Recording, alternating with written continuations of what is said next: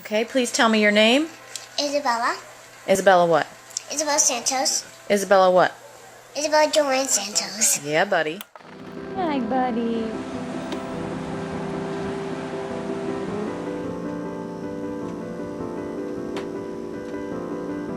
I was actually really nervous about being a mom. Isabella. Hey. I was never that girl that loved babysitting or loved babies and couldn't get enough of it. What do you think, buddy? Are you going to tell me a story? I was really worried that I wasn't going to have that motherly gene, to be honest with you. Is that good? And then seeing her be so dependent on me or want me or have me be able to provide comfort to her when I thought I would fail miserably at this. You gonna brush your hair? Pretty girl. So she gave me confidence to be the mom I am today. What do you got? She was super theatrical. She was always singing. I need a microphone. All the single ladies. All the single ladies, put your hands up. She had no shyness about her whatsoever. I think she was a little unaware of herself at times where you were like, oh my gosh, what is she doing? She didn't care who was watching her. She would go up to anybody. She had all these friends. She was so excited about school. Yeah, and you got lots of friends at school? Yeah. And what about boyfriends?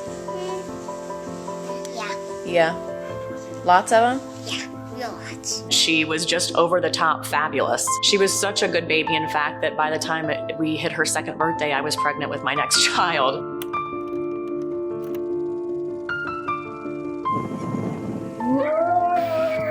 Say Easter. Easter. You know, she was everything that the book said was going to happen pretty much happened with her until it didn't.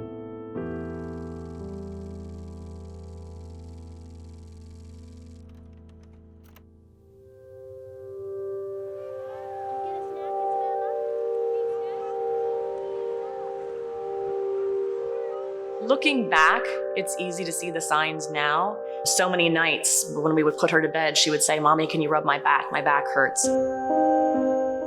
So we just kept thinking that maybe she had a bruise there or she had torn a muscle in her back or something like that. She was 2.5 at the time, so things were going on in her body that she couldn't really articulate. We went in and got routine blood work done, which came back abnormal.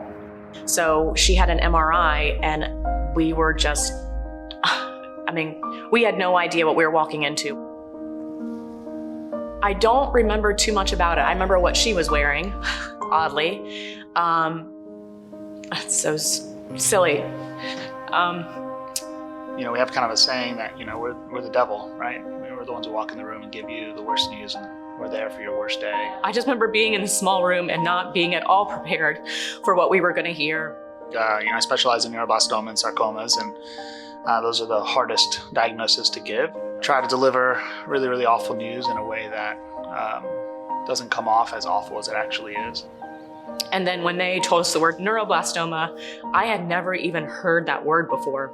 Tell me what this is again. Tell me what this is again.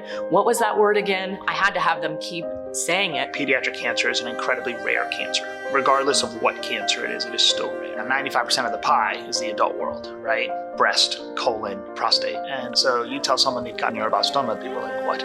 What is that? Why is that? Like, where did it come from? All these things, and we just don't know the answer. And then they take you upstairs immediately to the oncology clinic and you're sitting in a waiting room with kids with bald heads. It happened that quick.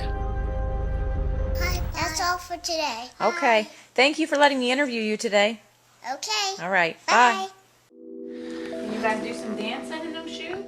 Finding treatment for her back, 15 years ago is completely different than it is today. Back then, it was a 40% survival. There were so many different questions at that time on what the right thing to do was. That for a parent in the early 2000s was just really hard. There weren't pediatric cancer Facebook groups and all of that stuff.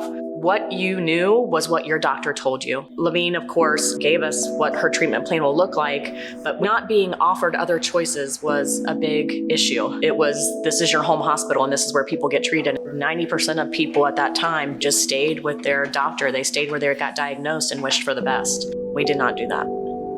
My sister at the time started researching neuroblastoma survivor stories, and she was finding that a lot of these children were going to Memorial Sloan Kettering in Manhattan. So Sloan Kettering has been doing it different for a long time, where they don't offer stem cell transplant, they offer another drug. They were developing a drug that they were making at Sloan because drug companies weren't making it. There's not enough of those patients to really do rapid turnaround medicine. So how do you make drugs for kids when there's only 600 of them in the US?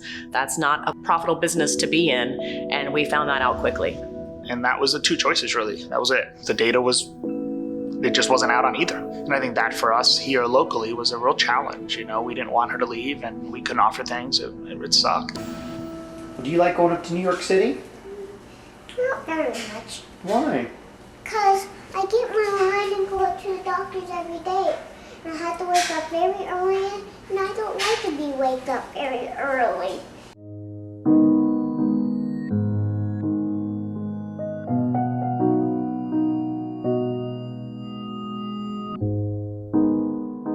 I think the hardest part is that life doesn't stop, right? But the world just keeps going. So every day, all day was just me with her, up learning what we're doing, holding a vomit bucket for her, giving her medicines, sleeping in hospital beds. We're putting central lines in you. We're giving you chemo. We're giving blood transfusions, platelet transfusions. They would give you chemo in a backpack and be like, come back tomorrow. And I mean, I'm 28 years old with Isabella wandering through Central Park with a backpack of chemo and a vomit bucket underneath our stroller. I mean, this is how we were doing it. It's crazy. Probably 7-10 days ago, the worst thing you could think about was, did she nap today? Did she not? You know, those simple things.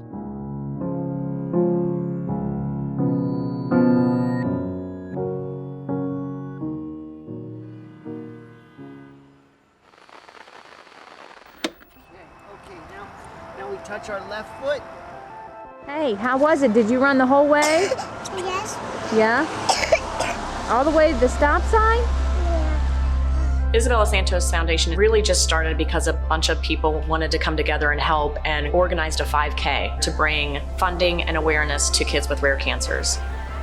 So our main goal is to beat cancer, grow hair, and help kids live their dreams. It stemmed from Isabella. She put it out there that she was going through cancer, and she didn't care.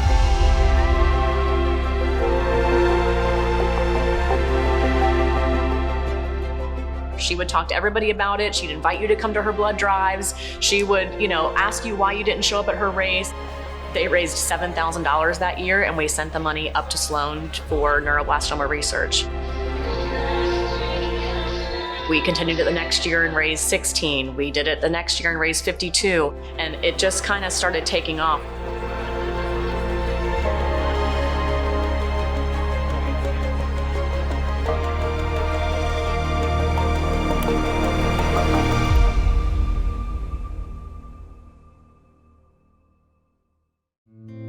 The show that she and I went to together is definitely one of the best days that I've ever had with her, so. Oh my God. This cancer just was relentless. It just kept coming for her. Oh, there's a big one. It kind of is like a bomb goes off. You have a tumor somewhere and then it's everywhere. It's in your bones, it's in your bone marrow. It's just hard to kill. They kept telling us, we don't know what else to do for her, so we're gonna throw the kitchen sink at her, which pretty much means we're gonna almost kill your kid, but not kill her, and then bring her back. She took hit after hit after hit and just kind of kept smiling.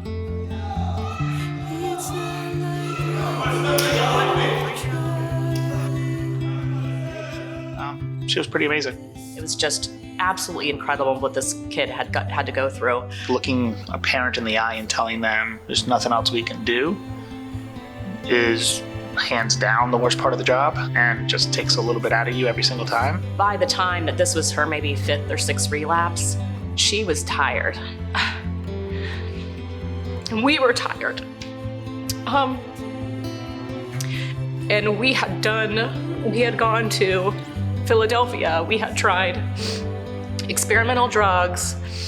There was nowhere else for us to go. We just kept hoping You know, you talk to other neuroblastoma families and they're like, well, we hear a vaccine's coming, we hear this is coming. So you're just waiting, you're hoping something will get approved, something will get funded. Can she just hold on long enough to get this next thing?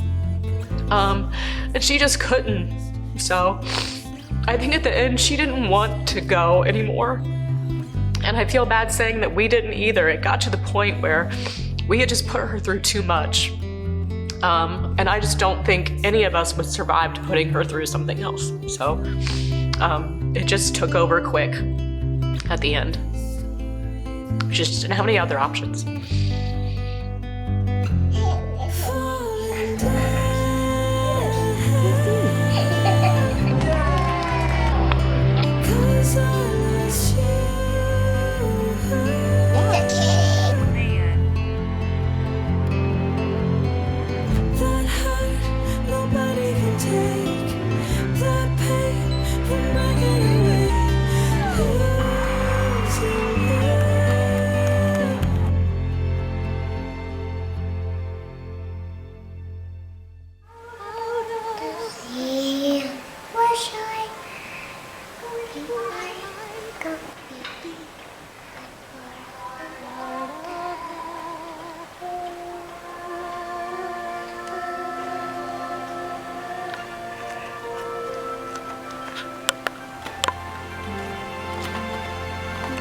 Very nice.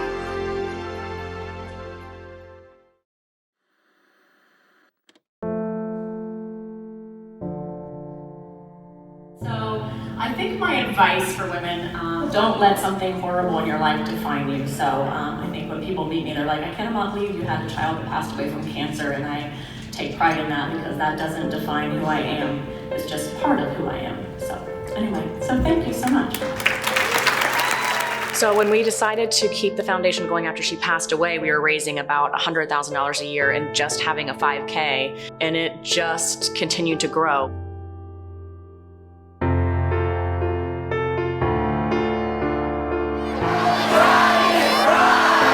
We would do events, and I look back and think about me standing up at a podium, and I mean, I was just an absolute disaster. And yeah, I know, let's just get this party started.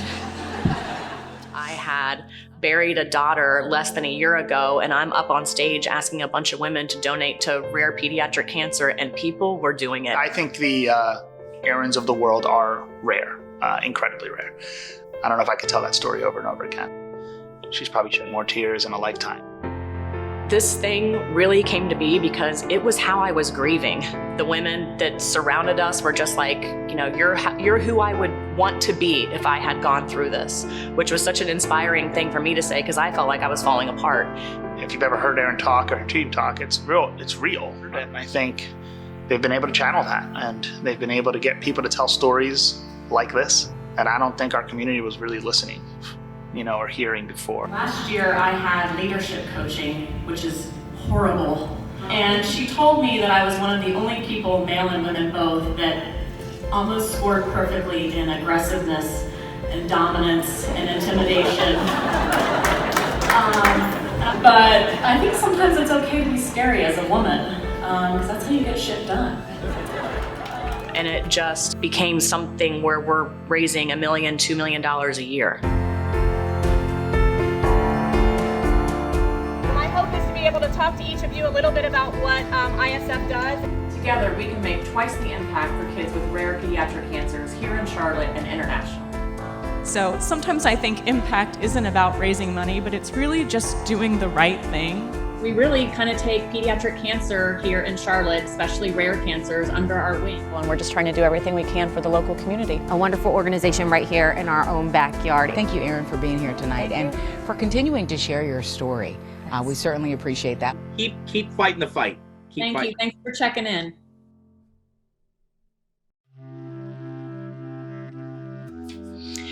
I love my team. My team has been with me forever. The initial stages of having employees on ISF was moms showing up after they had dropped off their kids from preschool in workout clothes, sitting around my dining room table, having coffee with a whiteboard and kind of being like, what do we want to talk about today? So it was as grassroots as you could possibly get. They knew her, they knew me, they knew my family, they know these other children. We have just become a band of sisters. Most of these organizations come out of the gate firing 1, 2, 3 years and then they fizzle. To get from there to here, it's a testament to her and her team. Don't tell her I give her a compliment. Dr. Osterheld is an amazing man. He was one of Isabella's oncologists out of the gate, who I've had a very interesting relationship with over the course of 15 years. It took a long time, that relationship, let's be honest. First interaction probably wasn't so hot. We struggled a little bit with our communication, and I was really young. I was a squeaky wheel for him, and I did not give him an inch. She was fierce. She just wanted the best things for her daughter, and she didn't care what you told her and how you said it. And I think she turned that fierceness and that drive into ISF. But as I started to get myself together and think about where I wanted to take this, he was becoming one of the best oncologists ever. And so we just started talking a lot. And really when it caught fire was we had a conversation about building this room called MIBG, which is a lead-lined room. I don't think the conversation lasted, it felt like 30 seconds, and somehow Aaron signed a deal that we were gonna build this room and they were gonna support it. That was our first big step, was to raise $1 million. And to have that treatment room so people would not have to leave. That put us really squarely on the map. They knocked it out of the park, and then they were like, well, what's next? And let's keep going. Let's think pie in the sky. What is the best thing that we could do? And he said to build a program here in Charlotte for rare cancers. We committed $5 million over the course of 5 years to build that. So now I see him as a colleague, and anything that he believes in, I believe in. We're kind of forever tied, right? And our successes are their successes, and I love that. And now, they're funding so much for us and have put the Rare and Solid Tumor Clinic in a different stratosphere over the last, 2 to 3 years. We brought in the top doctor for rare cancers here to Charlotte. And since then, we have seen this program double. She's building a team around her. She has a lab with her. So now that we're doing clinical trials for rare cancers, and that's never been done here in Charlotte. The physicians that are here now are, world-renowned. I hate that word, but it's true. We have kids coming from 24 different countries around the world. Patients from South Africa, Australia, Germany, you name it. It's like the United Nations in our clinic now, and I love that. We try to provide a 360-degree support for all families going through cancer and really just building something amazing here in Charlotte. This week, Levine Children's Hospital was named one of the best in the country for its pediatric cancer, cardiology, and neonatal care. It has the area. We are blessed here, to be honest. Lots of groups across the country envy us and all of the support that we have, just because it takes a lot of people to get a kid through cancer. That wouldn't have happened. We wouldn't be the main institution for a 60-plus consortium. We wouldn't have our lab doing tumor samples every day and taking patients' tumors and growing them and doing all this exciting work, because we just wouldn't have been able to fund it. ISF and everything that they've provided to us just allows us to push medicine and push boundaries, to be in the conversation of moving science forward. And we're doing that. And I think without ISF, we couldn't, period. We have the same mission, and that is to make Charlotte one of the best places in the world to go for rare cancers. We are a wonderful program for many, many reasons, but we are not even remotely close to where we want to be.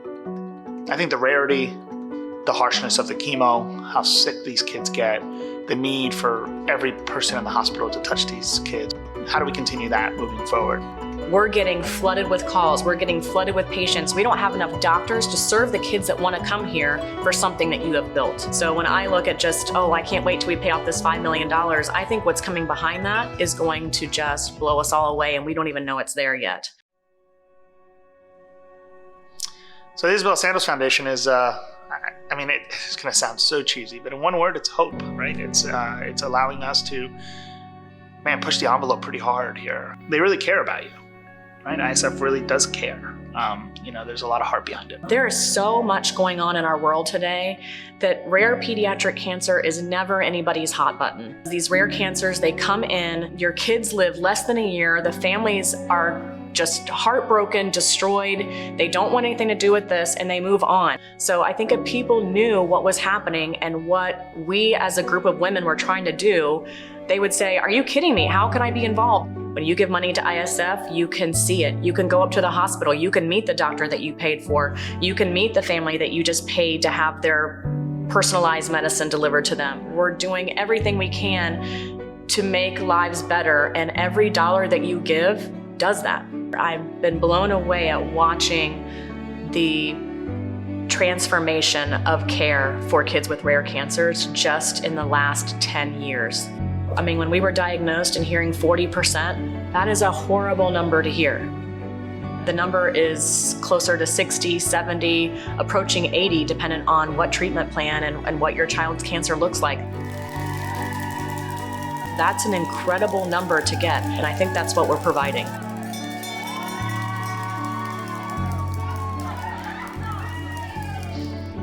What would I tell Isabella if she were here today? Not a lot of cares, but your mom's kind of a bad blank. Look at what Mommy and all of her friends did for you and your friends. Look what you made. Look what you created. Look what your legacy brought. Her legacy will outlive me, which is what every parent wants, right? I know it was hard, but you changed lives. There's nothing better to live for. Giving families a chance almost makes her death worth it. It feels good, but it also feels bad because I wish that we were benefiting from it. But it makes me happy that through her death, somebody else is living, which is what we should all want, I guess, right?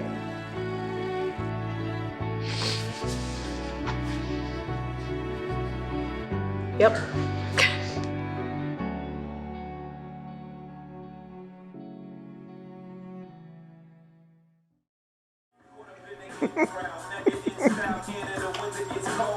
Oh, that's the good part right there.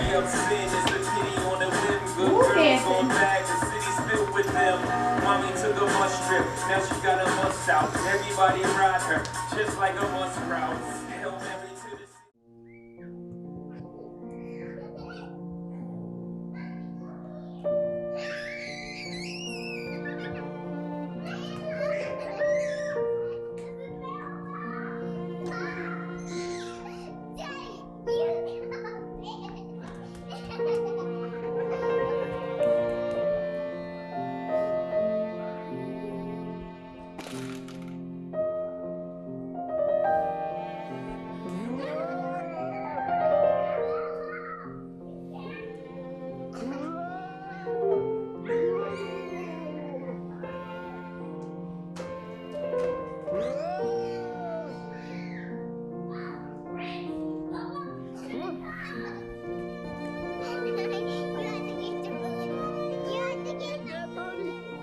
I'll get that booty.